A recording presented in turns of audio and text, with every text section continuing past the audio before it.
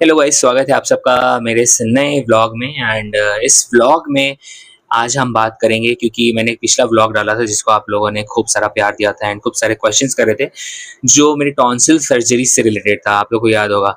तो मैंने सोचा इतने सारे क्वेश्चंस आ रहे हैं, लोगों के क्वेरीज आ रहे थे, तो मैंने सोचा क्यों नहीं एक डिटेल में मैं वीडियो डाल देता हूँ, जिससे आई थिंक मैं आप सब लोगों के या और भी जो लोग हैं जिनका मैं डाउट क्लियर कर पाऊँ। तो मैं यही सोचा था कि आज मैं ये वीडियो बनाऊंगा एंड जो भी जिसका जो डाउट रहेगा वो मैं आपको सारे इस वीडियो में डिटेल बताऊंगा कि मेरी टॉन्सिल सर्जरी का मेरी रिकवरी कैसे हुई, क्या हुआ, कैसे हुआ चीज़ें। तो मुझसे ज़्यादातर पूछा गया कि कितना खर्चा आया सर्जरी में। तो देखिए, बेसिकली गाइस बात होती है खर्चे की, तो आपको डिपेंड करता है कि आप कौन से मेथड से करवा रहे हैं। मैंने कोबैबुलेशन मेथड से करवाया था सर्जरी एंड ये भी डिपेंड करता है कि आप कौन से एरिया में हैं। तो मैं मुंबई में हूँ, तो मुझे मेरी सर्जरी कॉस्ट पड़ी थी 60,000 पड़ी थी समथिंग एंड हाँ, अबाउट 16,000। एंड कहीं-कहीं पे डिपेंड करता है एरिया टू एरिया, आपके एरिया में क्या रेट चल रहा है। मतलब लमसम आइडिया इतना ही होगा। कोबैबुलेशन में टेक्निक जो है वो न्यू टेक्निक है, उससे क्या होता है कि आपको ब्लीडिंग कम होती है टॉन्सिल में, और रिकवरी बहुत फास्ट होती है। मुझे डॉक्टर ने रिकमेंड किया था। लेकिन हाँ, प्रॉब्लम तब होती है जब आपका टॉन्सिलाइटिस लास्ट स्टेज पे हो। जिनका लास्ट स्टेज का टॉन्सिलाइटिस होता है जैसे मैं, तो हम जैसे पेशेंट्स को क्या होता है, रिकवरी करने में टाइम लगता है थोड़ा, क्योंकि क्या है वो उनको ना एक्स्ट्रा कट करना पड़ जाता है मसल अंदर से, तो जिसकी वजह से हमारी रिकवरी में थोड़ा सा डिले होता है। लेकिन जिनका फर्स्ट स्टेज है, सेकंड स्टेज पे है, उनका रिकवरी बहुत ज़्यादा जल्दी हो जाता है। इसलिए टेंशन मत लीजिए। जिनका लास्ट स्टेज पे, आप इस टेंशन मत लो। थोड़ा प्रॉब्लम हमको ज़्यादा रहता है, लेकिन हाँ, हमें इससे इससे मुझे लगता है ये द बेस्ट टेक्निक है, बेस्ट मेथड है जिसे हमें करना चाहिए। फिर दूसरा मुझसे लोगों ने सवाल पूछा कि सर्जरी के बाद पेन बहुत है। यस, सर्जरी के बाद पेन बहुत होता है, क्योंकि क्या होता है, आपके एकदम से जो टिश्यू होते हैं उसको कट करके निकाल दिया जाता है। वो ऑफ कोर्स वो जगह खाली हो जाती है, वहाँ पे वुंड रह जाता है, जो घाव रहता है उसकी वजह से दर्द होता है। और ये बहुत नॉर्मल है, आपको इससे घबराने की ज़रूरत नहीं है, क्योंकि कोई भी सर्जरी आप करवा लो, आपको लगेगा ही, पेन वहाँ पे रहता ही है। तीसरा, लोगों ने पूछा कि सर्जरी के बाद रिकवरी कैसी है? तो मेरी सर्जरी के बाद रिकवरी बहुत ज़्यादा अच्छी है। लाइक पहले मुझे ब्रीथिंग प्रॉब्लम होता था, मुझे साँस लेने में बहुत तकलीफ होती थी, मैं खा नहीं पाता था कुछ भी, मैं सो नहीं पाता था, मुझे खर्राटे की प्रॉब्लम हो गई थी, मैं नींद में चोक कर जाता था, मेरी सांसें रुक जाती थी। और डॉक्टर ने मुझे यहाँ तक भी बोल दिया था कि भैया तुमको नींद में अच्छे से सोने की ज़रूरत है, ध्यान देने की ज़रूरत है, क्योंकि तुम तो कभी भी कुछ भी हो सकता है। क्योंकि ऑफ कोर्स वो क्या है, वो ग्लैंड बढ़ जाता है, आपका यहाँ पे जो पाइप है हमारा उसको पूरा ब्लॉक कर देता है, तो ब्रीथिंग का प्रॉब्लम होने लग जाता है नींद में। तो आफ्टर सर्जरी मैं काफ़ी ज़्यादा अच्छे से रिकवर कर पाया हूँ और मेरी आवाज़ बदली है। आवाज़ मतलब उतनी ज़्यादा नहीं बदली, थोड़ी बहुत बदली है। आवाज़ में क्लैरिटी आई है, वॉइस अच्छी हो गई है, सोने में कोई दिक्कत नहीं होती है मुझे। मुझे अब खर्राटे का इश्यू नहीं है एंड ना ही मैं सोते-सोते चोक करता हूँ नींद में। फिर एक सवाल था कि लोगों ने पूछा कि सर्जरी के बाद स्पाइसी फूड कब खाया मैंने? तो देखिए, 1 हफ्ते तक तो बिल्कुल, 10 दिन 12 दिन तो मैं कुछ नहीं खाया, क्योंकि डॉक्टर ने मुझे मना कर दिया था, स्पेशली क्योंकि वो हील नहीं हुआ था। और हील इसलिए नहीं हुआ तो क्योंकि मेरा लास्ट स्टेज का टॉन्सिलाइटिस था और एक्स्ट्रा टिश्यू कट हुए थे मेरे। तो इसकी वजह से मैंने ऑलमोस्ट 10 से 15 दिन बाद मैंने स्पाइसी फूड खाना शुरू किया था, और 1 हफ्ते तक तो मैं मतलब लिक्विड फूड पे था। कह लो कि चावल-दाल को भी मैं मिक्सी में मैश करके खाता था। लेकिन हाँ, 15 दिन, 12 से 15 दिन के बीच में मैंने धीरे-धीरे हल्का-हल्का, मैंने बीच में ऑल्दो ट्राई किया था 8वें या 9वें दिन में, लेकिन बहुत मुझे मिर्ची लगने लगी थी। तो मैं सोचा अभी नहीं है। और डॉक्टर ने मुझे एक चीज़ और भी बोला था, मैं आपको भी कहूँगा, शायद आपको डॉक्टर ने बोला या नहीं बोला, कि आप जब आपका जो ये सर्जरी, तो जो हीलिंग होता है हमारे मुँह के अंदर जो होता है, वो व्हाइट-व्हाइट सा होने लगता है। पहले बहुत रेड रहता है, लेकिन वो पूरा व्हाइट-व्हाइट होने लगा, और वो व्हाइट-व्हाइट हो रहा है, it means it is a very good sign. अच्छा साइन है कि वो आपका हील हो रहा है गले। जब वो व्हाइट वाला पार्ट कंप्लीटली गॉन हो जाएगा, इट मीन्स कि फ्रेश स्किन आ चुकी है, तब आप खा सकते हो। और आई थिंक वो जिनका इनिशियल स्टेज का होता है, वो तो 7 से 8 दिन बाद भी शुरू कर सकते हैं।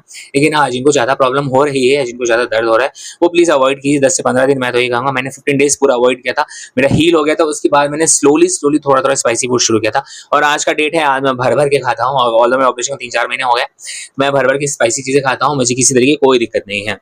हॉस्पिटल में कितने दिन एडमिट था? हॉस्पिटल में देखिए, मैं 2 दिन एडमिट था, क्योंकि 1 दिन पहले उन्होंने मुझे शाम को एंट्री करवा लिया था एंड दूसरे दिन उन्होंने सर्जरी किया था, तो 1 दिन वो पूरा नाइट में रखते हैं, चेक करते हैं। तो सेकंड मतलब हाँ, third day you can say कि मुझे जाने ही दिया था। लेकिन बहुत जगह ऐसा होता है कि सेम डे भी बुलाते हैं और सेम डे भी डिस्चार्ज कर देते हैं। वो डॉक्टर से डॉक्टर डिपेंड करता है कि उसको अपने पेशेंट को देखना है या क्या करना है। मेरे डॉक्टर का सिंपल था कि नहीं, आफ्टर सर्जरी मैं 1 दिन रखूँगा, क्योंकि मुझे मॉनिटर करना है कि कहीं कुछ प्रॉब्लम तो नहीं है या फिर मेरे कुछ डाउट्स तो नहीं है। अगर मैं वहाँ पे रुका था 2 दिन, मतलब 1 दिन तो एडमिट हुआ, हाँ, दूसरे सर्जरी का 1 ही रात रुका मैं।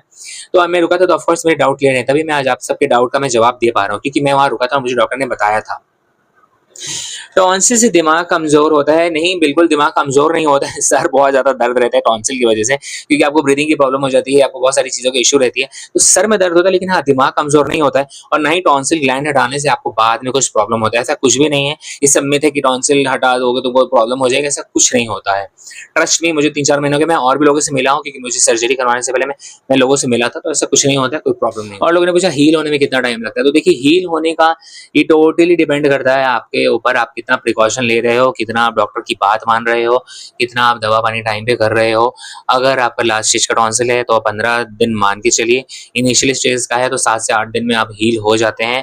मैक्सिमम इनिशियल वालों के 10 दिन है, लेकिन जिनका लास्ट स्टेज वाला है उनको तो 15 दिन कहीं नहीं गया, 15 डेज लगते ही हैं हील होने में।